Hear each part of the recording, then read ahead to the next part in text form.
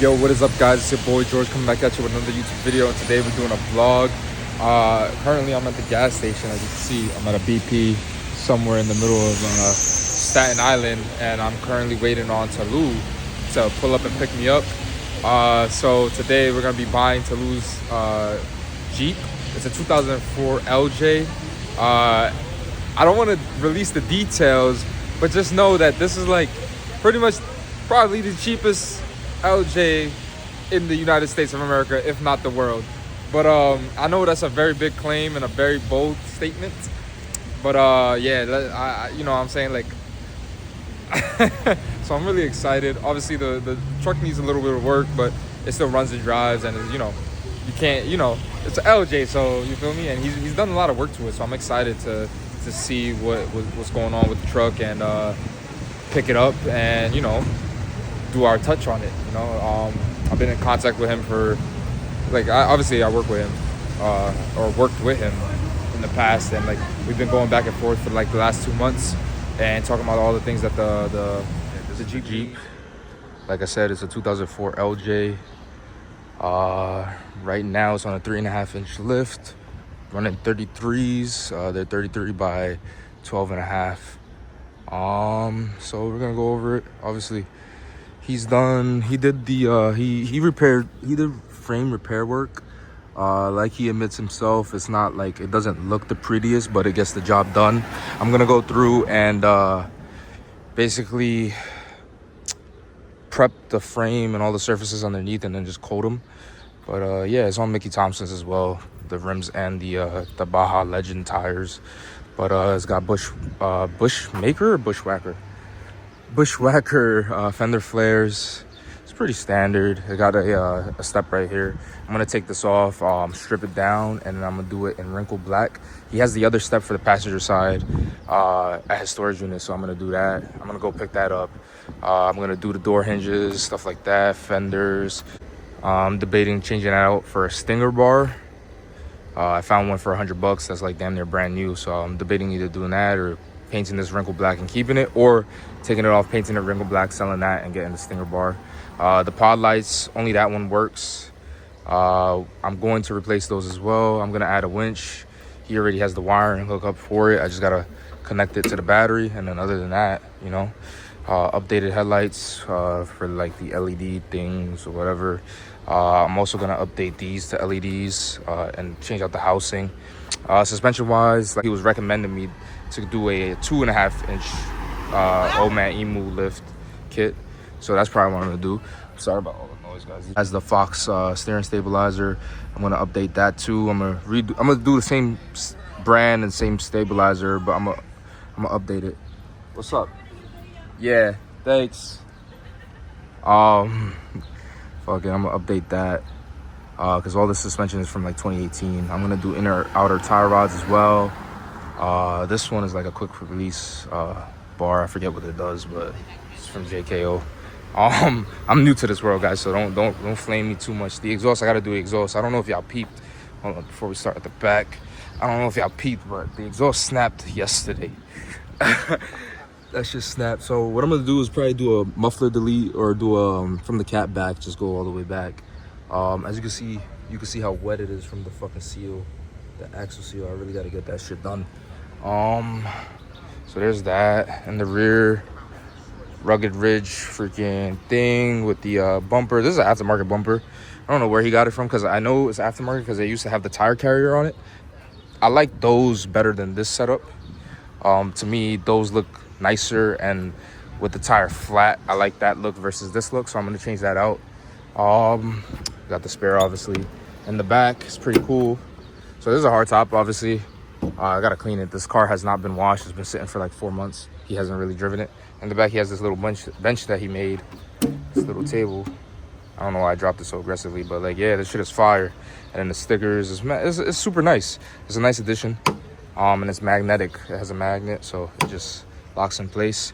Rear seat delete, he got rid of it. I'm gonna get rid of this carpeting because it's fucking old and like hikey raggedy. As you can see, I need to clean the top too. But yeah, this is my stuff. There's trash and stuff that he left behind that I gotta clean out, which I'm gonna do soon.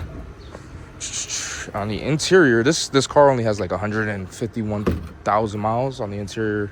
These doors are they look light, but they're fucking actually heavy. So all right, so this is just a quick clip just to show you guys what the Jeep looks like with the hard top still on and the doors off. It was really fun driving it, I'm not gonna lie. I had the back window open as well while I was driving it. But yeah, I need to get the steps back on this side, but yeah, I probably said that already in the other video.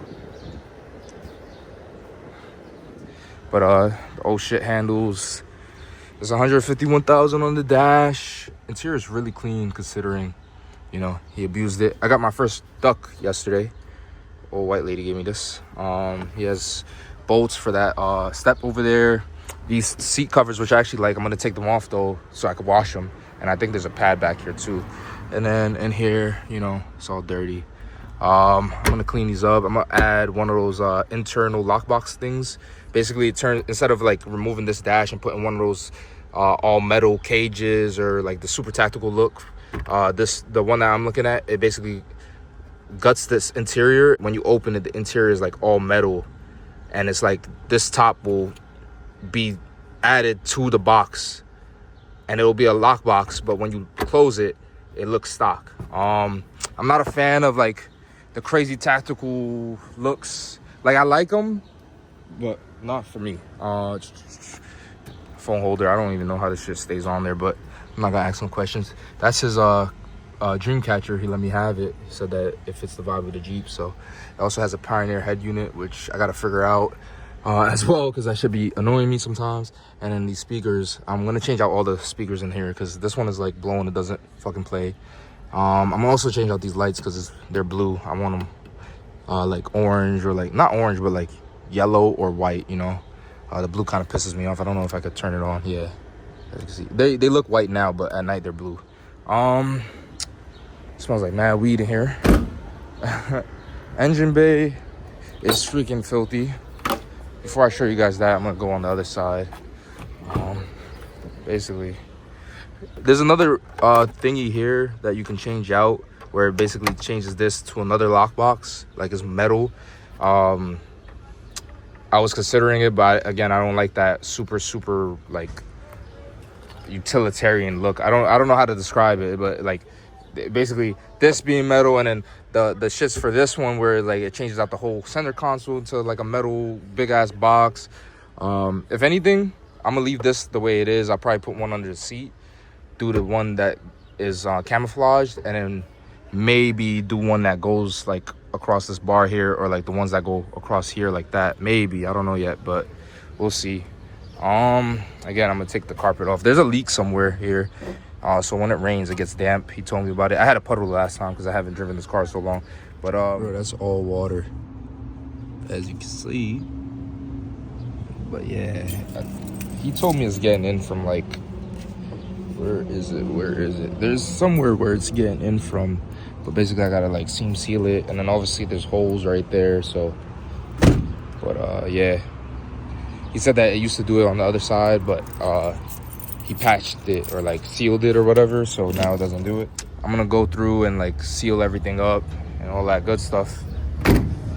But yeah, this is a inline 6.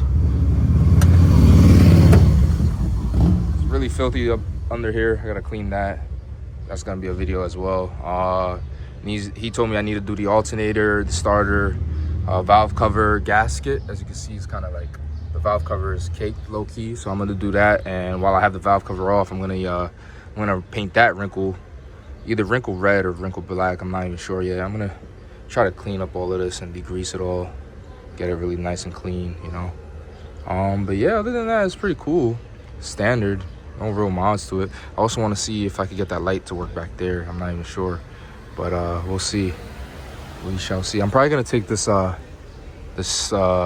padding off, the flame retardant padding off, just to like let the motor breathe a little bit better, because I did find that when I sit for a really long time idling, the temperatures spike.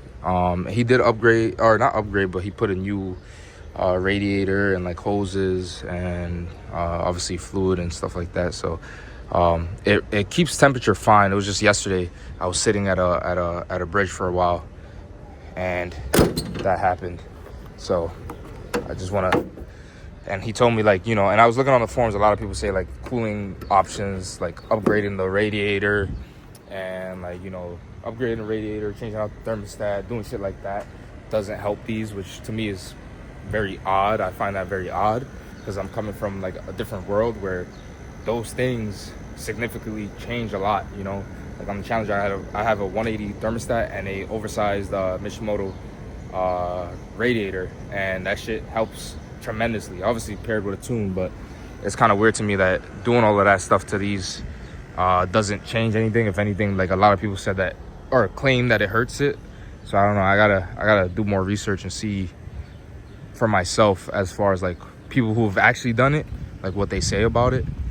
But yeah, like, the space back here is really nice. Low key, I used to think these LJs were, like, ugly. Not ugly, but, like, compared to the TJ, I like the look of the TJ more because I'm more of, like, an old school. Like, to me, like, the TJ looks more reminiscent of the original Willys Jeeps. But low-key, this is growing on me, especially, like, the pictures and videos I've seen of it with the top off and, like, soft tops and shit like that. So, and it's a lot more practical because, you know, you get a lot more space in the back, especially with the seats out. But yeah, so that's pretty much the Jeep, though. There's a lot of things that I'm missing. Like, he did a lot of things as far as suspension upgrades and, you know, steering and all this other stuff, and drivetrain upgrades that I don't right now necessarily remember.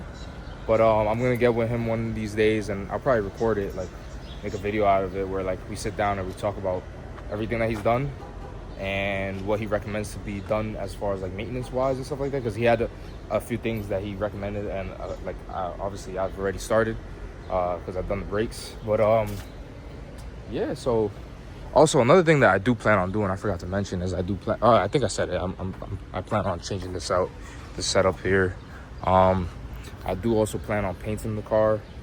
I'm debating on either red, gloss black, or a special color, but we'll see when that time comes. But yeah, for now we're just rocking out with her, and yeah, see you guys later.